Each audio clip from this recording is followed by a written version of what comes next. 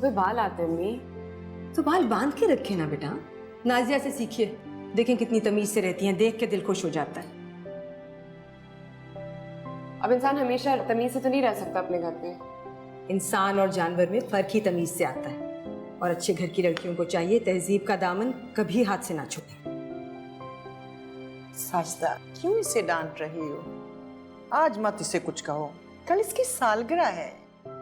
इसीलिए तो हौल उठते हैं मुझे। माशाल्लाह से 20 की होने वाली हो गई, तमीज कब सीखेंगी? बाल देखें से। वो नहा के निकली थी ना, इसलिए बड़ी अम्मी। फिर तो और भी बांधने चाहिए थे ना, खाने में गिरेंगे। तो मेरे ही प्लेट में गिरेंगे ना, और किसी के तो प्लेट में नहीं गिरेंगे।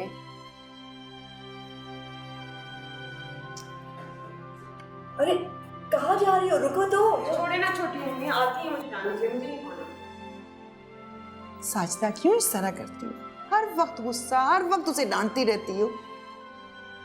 तुम्हारी तबीयत ठीक नहीं रहती है, एक तो ये इख्तिलाज। मैं खिला दूंगी खाना उसे।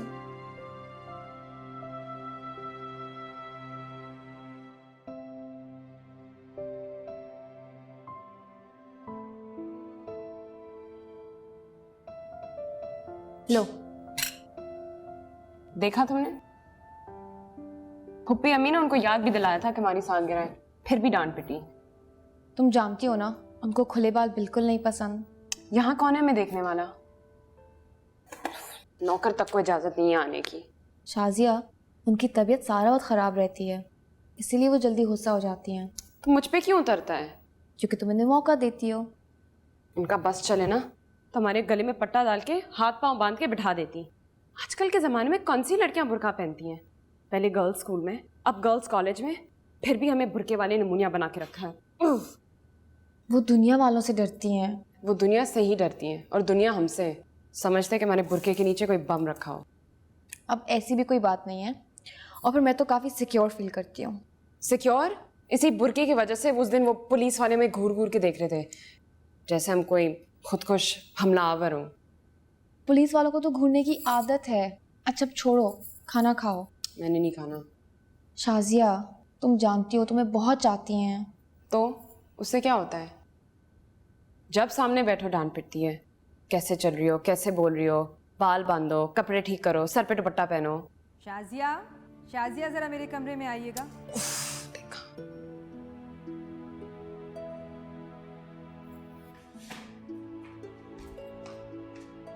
अब आएगी इसकी शामत।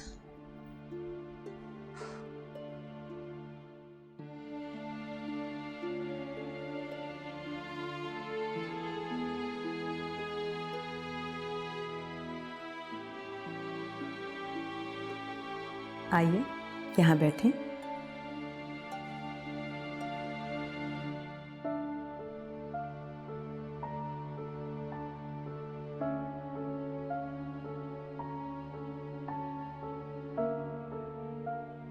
बेटा, मैं आपको आपकी बेहतरी के लिए टोकती हूँ, अगर आपको बुरा लगता है तो नहीं कहूँगी।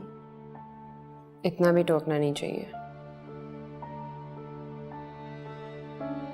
अगर मैं नहीं टोकूंगी तो कौन सिखाएगा आपको? कल को आपने ससुराल जाना है, वहां जाकर इसी तरह मुंह झाड़ सर फाड़ बैठेंगी तो लोग क्या कहेंगे?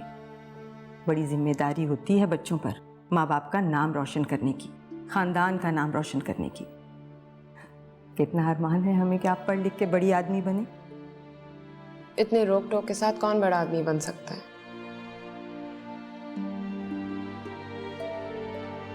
आपको अंदाज़ा नहीं है कि यही रोक टोक इंसान को बुराइयों से महफूज रखती है, और एक महफूज औरत ही दुनिया में बड़े काम करती है। अब देखें, कल आपकी और नाजिया की 20वीं सालगिरह है। क्या फर्क पड़ता है? ना केक कटेगा ना पार्टी होगी, बस हाथ में 100 रुपए पकड़ाए जाएंगे और फिर न्याज दे दी जाएगी। भाई ये पार्टी, ये केक सब अंग्रेज़ों की रस्में हैं, हमारी नहीं। हाँ, अलबत्ता इस दफ़ा मैं आपको 100 रुपए नहीं दूंगी, कुछ और दूंगी। क्या? आंखें बंद करें।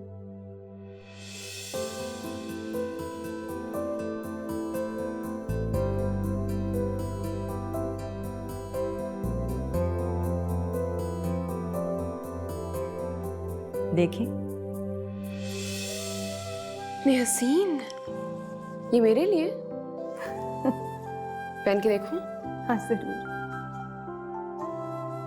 कैसा लग रहा है? बहुत अच्छा। अब अगले साल इसका नेकलेस और अंगूठी भी बनवा दूंगी। मतलब आपने मेरा जहेज अभी से तैयार कर दिया?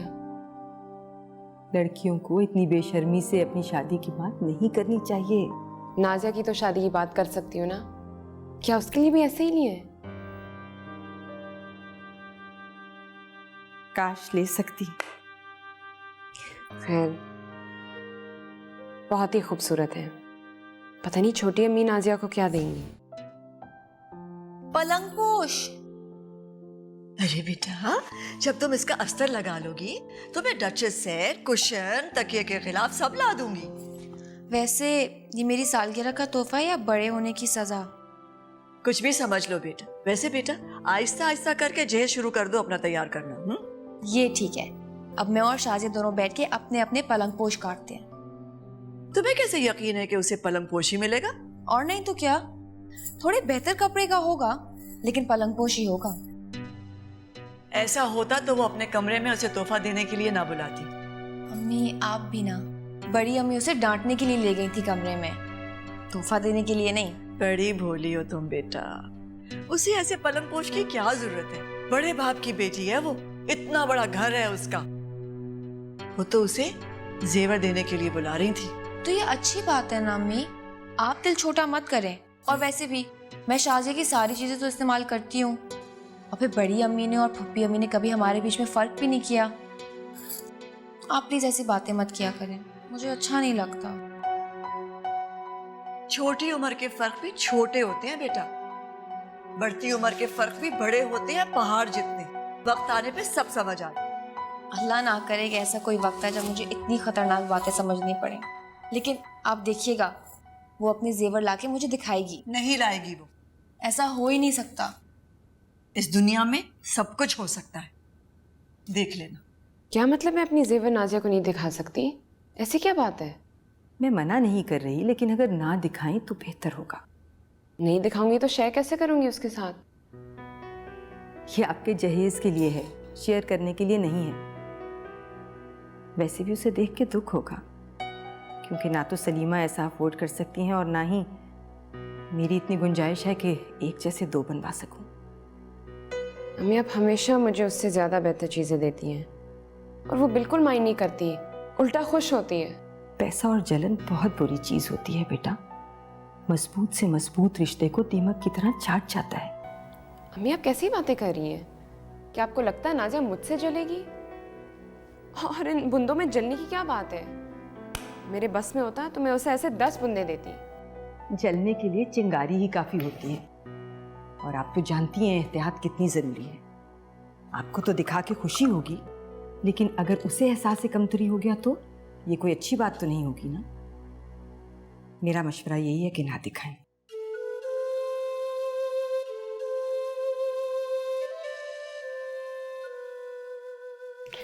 ये देखो क्या दिया मुझे अम्मी ने। अच्छा है। अच्छा है? मजाक कर रही हो क्या? इसमें क्या अच्छा है? डिज़ाइन। हाँ, क्या आला डिजाइन है 1970 का, है ना? खैर छोड़ो, अपना तोहफा दिखाओ।